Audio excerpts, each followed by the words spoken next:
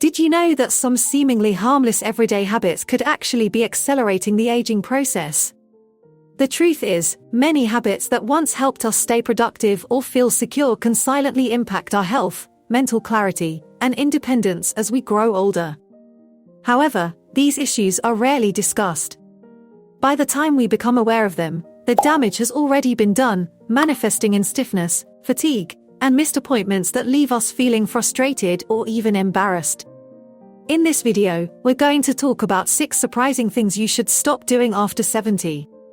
Not because it's a rule, but because letting go of these habits can lead to a more energetic, capable, and enjoyable life. These aren't vague recommendations or unrealistic goals. They are habits many older individuals fall into unknowingly, and changing them now could help you feel more like your true self. Stay tuned until the end, as you'll not only recognize a few of these habits in your own life but also learn simple strategies to turn things around starting today. Before we start, we ask you to like the video and leave a comment to help the channel grow. Subscribe and activate the notification bell to stay updated on our content. Now, let's begin. Number 1. Avoiding strength-based movements. A major mistake many people make after 70 is thinking it's safer to slow down and do less. It may seem logical. Your joints might be more achy than before, your balance might feel different, and even lifting something heavier than a grocery bag might seem intimidating. Many older adults stop using their muscles altogether, assuming that resting will protect them. But in truth, avoiding strength-based exercises is one of the quickest ways to lose independence, mobility, and the ability to live life on your own terms. Muscles don't just keep you strong, they help you stay alive. After 70, muscle loss, or sarcopenia, starts to speed up unless we take action to preserve it. This isn't about lifting heavy weights or training like a bodybuilder. It's about keeping the muscles you already have engaged.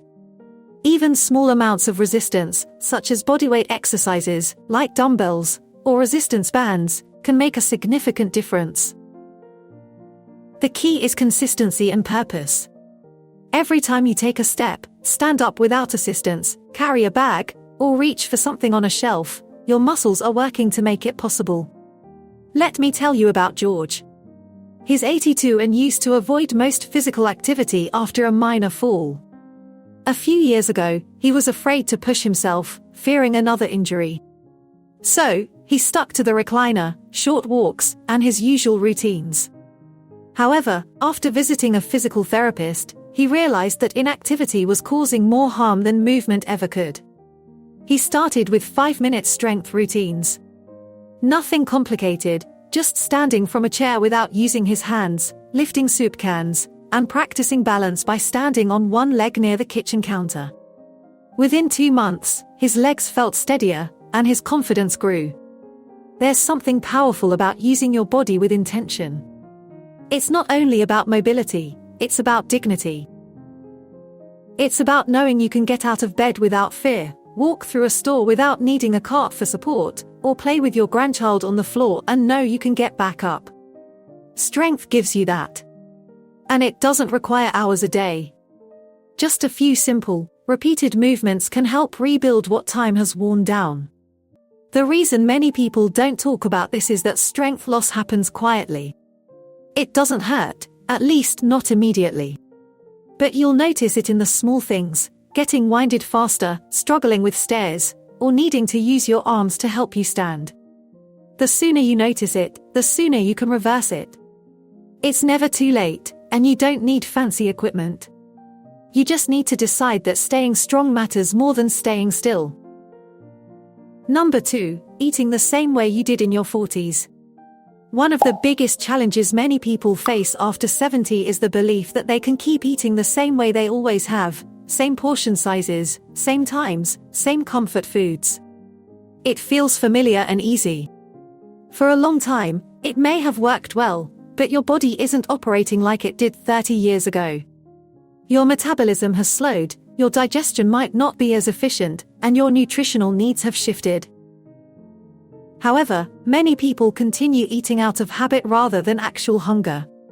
This quiet mistake can lead to weight gain, sluggishness, and even blood sugar issues that develop unnoticed. The reality is, after 70, every meal counts more than ever. Your body no longer requires as much food, but it does need more of the right kinds of food, nutrient-dense, easy-to-digest options that support your bones, brain, and energy levels. This means fewer large portions of fatty meats, starchy carbs, and processed snacks, and more smaller, balanced meals filled with fiber-rich vegetables, lean proteins, healthy fats, and water-filled fruits. It's not about restricting yourself. It's about eating in a way that supports your body today, not how it worked 30 years ago. Let me share a story about Helen. She's 75 and never really thought much about what she ate, 3 large meals a day, just as she always had. But she started noticing some changes. After dinner, she felt bloated, her energy dropped in the afternoons, and her pants no longer fit like they used to.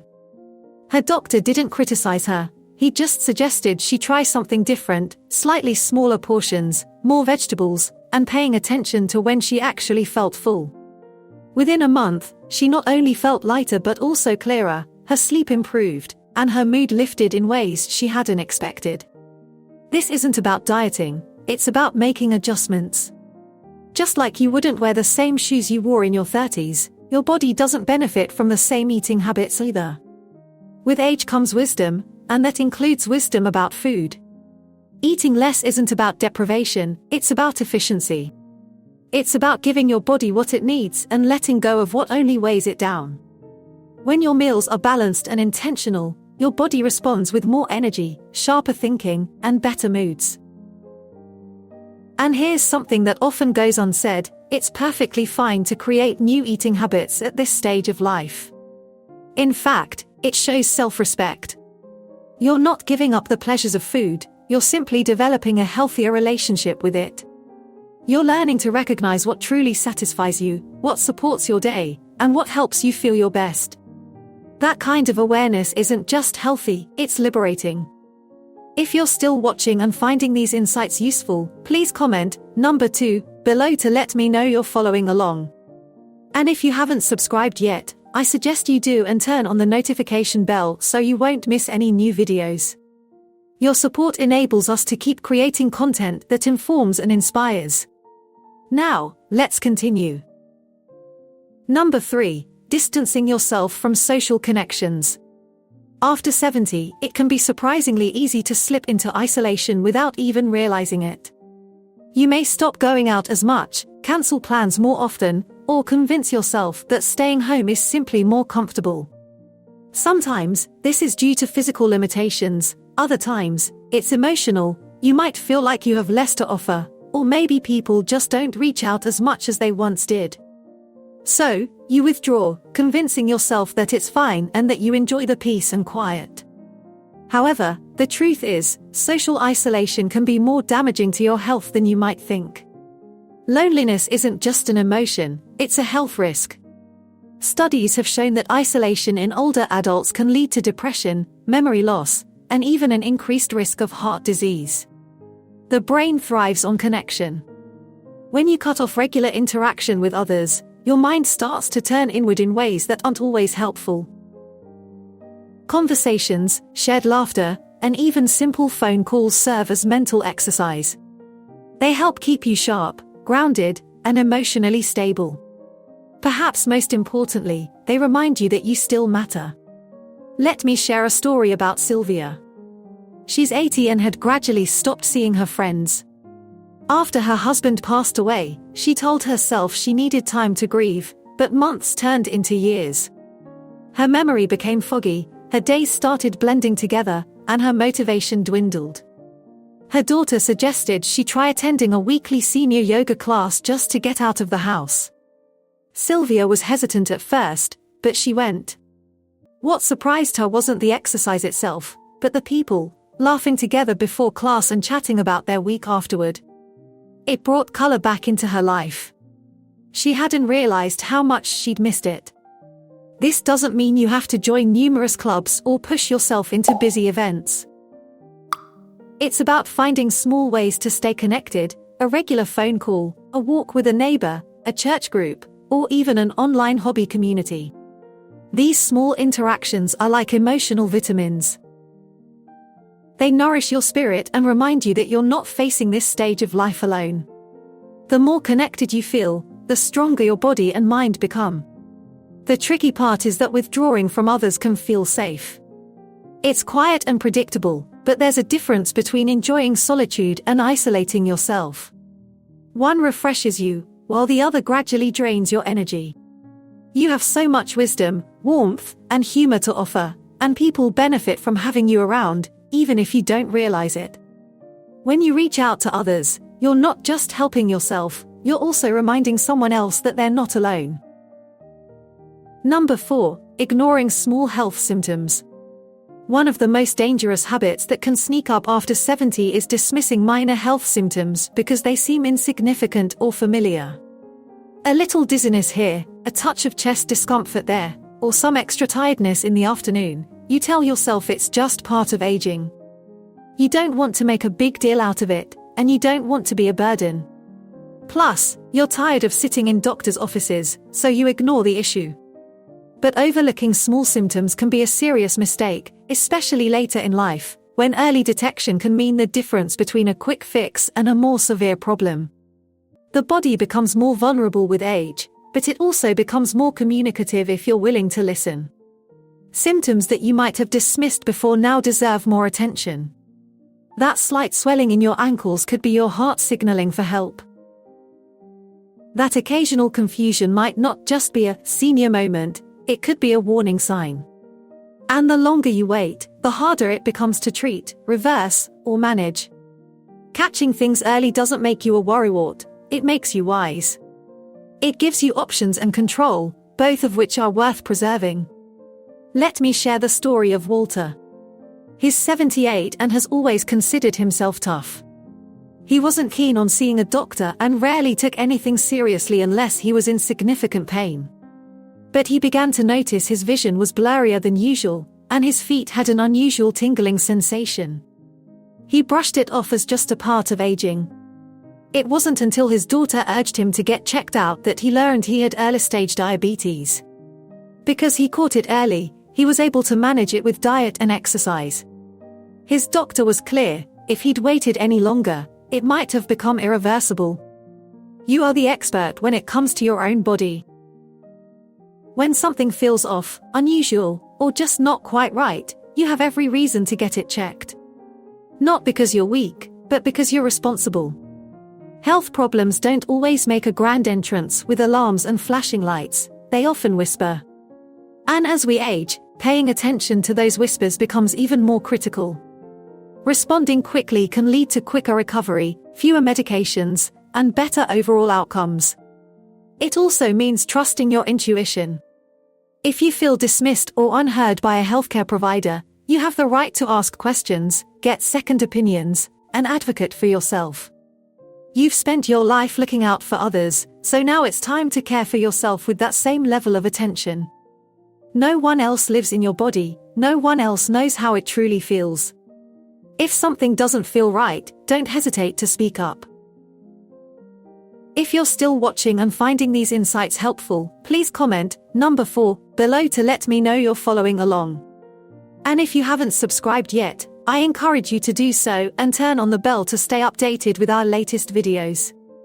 Your support helps us keep creating valuable content to inform and inspire you. Now, let's move on. Number 5, relying on memory instead of writing things down. After 70, one of the most common yet often overlooked habits is relying too much on memory. You've always been able to remember birthdays, appointments, medications, and when to take them. For most of your life, this worked just fine. So, you continue doing it, reciting your daily plans in your head, reminding yourself to call someone later, or trying to track your medications without writing anything down. But here's the subtle danger. Memory isn't as reliable as it once was. Depending solely on it can lead to small mistakes that end up having serious consequences. Forgetting an appointment is one thing, but forgetting whether you already took your medication is another. It happens more often than people admit. You might accidentally double a dose or skip one entirely, thinking you already took it. That moment of uncertainty can snowball into significant health issues, especially with medications like those for blood pressure, diabetes, or pain management. But here's the truth: writing things down isn't a sign of decline. It's a sign of responsibility. It's how you protect your future and reduce stress in the present. Let me introduce you to Bill. He's 73 and has always taken pride in his sharp mind. He kept track of all the bills, remembered every birthday, and never needed a calendar. But after missing a specialist appointment and accidentally skipping his morning dose twice in 1 week, he realized something had shifted. At first, he felt embarrassed, as though he were admitting weakness. However, after adopting a simple notebook system and setting phone reminders, he found that not only was he remembering more, but he was also worrying less. He said it felt like he had relieved himself of a burden he'd been quietly carrying for years. Our brains do far more than we often give them credit for.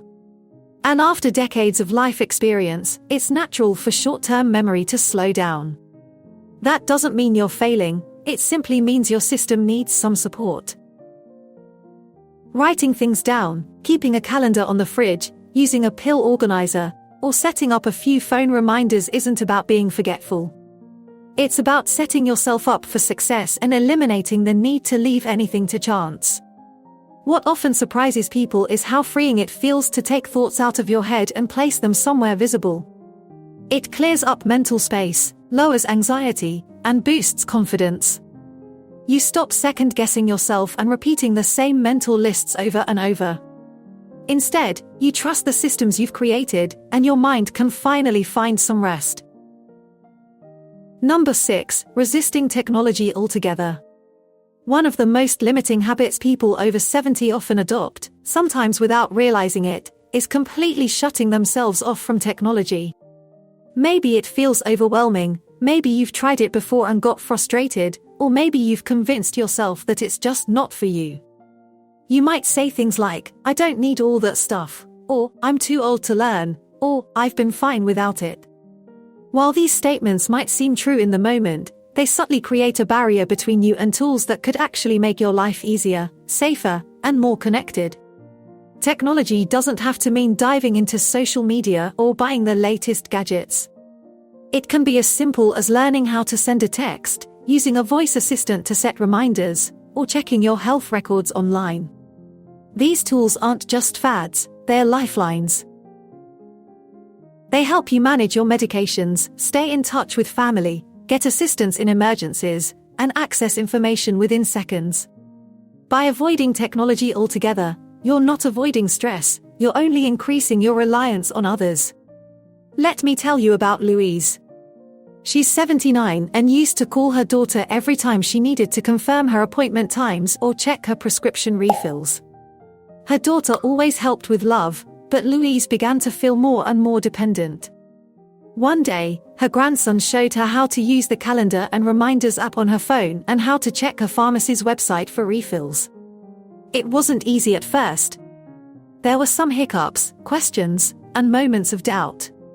But after a few weeks, she found herself doing things independently that used to require multiple phone calls. And for the first time in a long while, she felt something she hadn't felt before: capable. That's what this is truly about, not mastering every new device but regaining your independence. Small victories with technology add up quickly: checking the weather, reading messages, receiving health alerts, or even attending a virtual class. These simple actions show you that you can adapt, grow, and stay connected to the world. You don't need to be a tech expert. You just need curiosity and a patient guide to show you the ropes. And if you've ever felt embarrassed about not knowing how to use something, let that go. Everyone starts somewhere. No one expects you to know everything instantly, but giving yourself a chance to try is what counts the most. Technology is not the enemy of aging, it's a powerful ally. And the more open you are to it, the more opportunities you open for yourself. If you're still watching and finding these insights helpful, please comment number 6 below to let me know you're here. And if you haven't subscribed yet, I encourage you to do so and turn on the bell so you don't miss any future videos. Your support helps us continue creating valuable content to inform and inspire you. Now, let's move forward. Final thoughts as we wrap up this video. Take a moment to reflect on what we've discussed. Which of these habits resonate with you? Which ones surprised you? After 70, the rules change, but no one hands you a new playbook.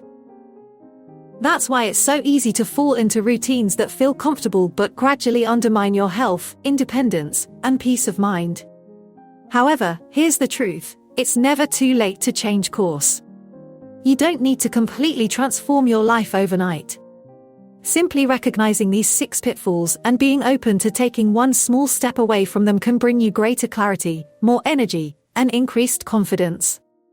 Whether it's moving your body a little more each day, adjusting your meals to meet your current needs, or asking someone to guide you through a new phone, you're not falling behind, you're learning to move forward with purpose.